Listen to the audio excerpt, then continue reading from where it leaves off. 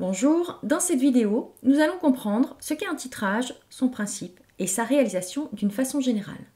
Tout d'abord, un titrage est un type de dosage. Il nous permettra donc de déterminer la concentration d'une solution. Vous avez déjà travaillé sur la notion de dosage en classe de première S.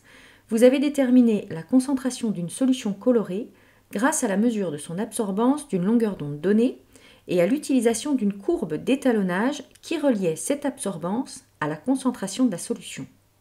Il s'agissait alors d'un dosage par étalonnage, qui est une méthode non destructive et qui peut être utilisée dans différentes situations. Dans le cas d'un titrage, on cherche également à déterminer la valeur d'une concentration inconnue d'une espèce chimique en solution, qu'on appellera espèce chimique titrée. Mais à la différence du précédent dosage, il nous faudra mettre en jeu une autre solution, qu'on appelle la solution titrante et qui contient une espèce chimique titrante dont la concentration est connue. Le titrage est une méthode de dosage destructive car elle fait intervenir une transformation chimique dont les réactifs sont l'espèce chimique titrante et l'espèce chimique titrée. La réalisation d'un titrage, d'une façon générale, se fait avec une burette graduée, placée sur un support, au-dessus d'un Erlenmeyer ou d'un Becher, sachant que l'Erlenmeyer limite les projections dues à l'agitation. Le tout est posé sur un agitateur magnétique qui mettra en rotation le barreau aimanté qui est placé dans l'Erlenmeyer.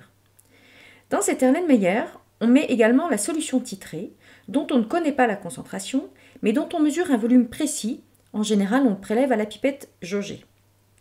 La quantité de réactif titré sera égale au produit de la concentration cherchée par le volume choisi. D'autre part, la solution titrante va dans la burette graduée. On connaît la concentration de cette solution et on pourra mesurer le volume de solution titrante ajoutée grâce aux graduations de la burette, de façon à pouvoir calculer la quantité de réactif titrant introduit en faisant le produit de la concentration par le volume ajouté. Un des points clés du titrage est de comprendre et de savoir utiliser la notion de mélange stoichiométrique.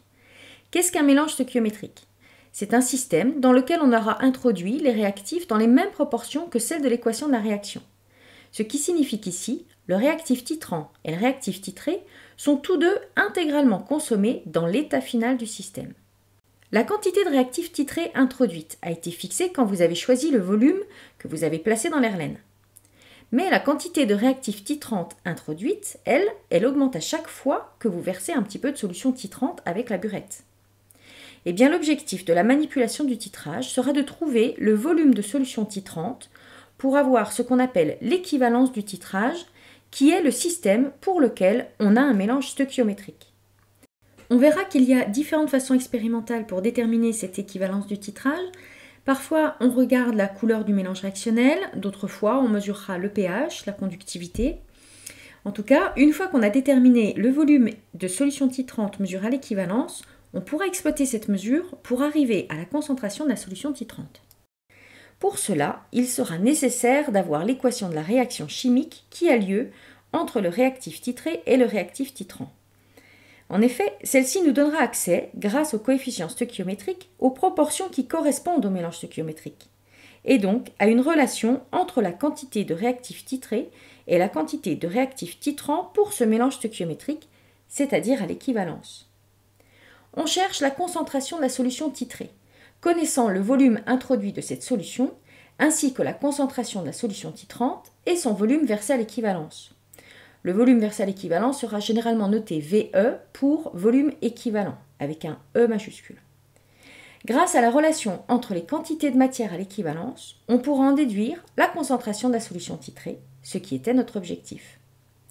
Évidemment, il faudra réaliser plusieurs titrages pour bien maîtriser cette technique, mais vous venez d'en étudier le principe d'une façon générale. N'hésitez pas à revenir vers cette capsule vidéo à chaque fois que vous êtes un peu perdu sur un titrage. À bientôt!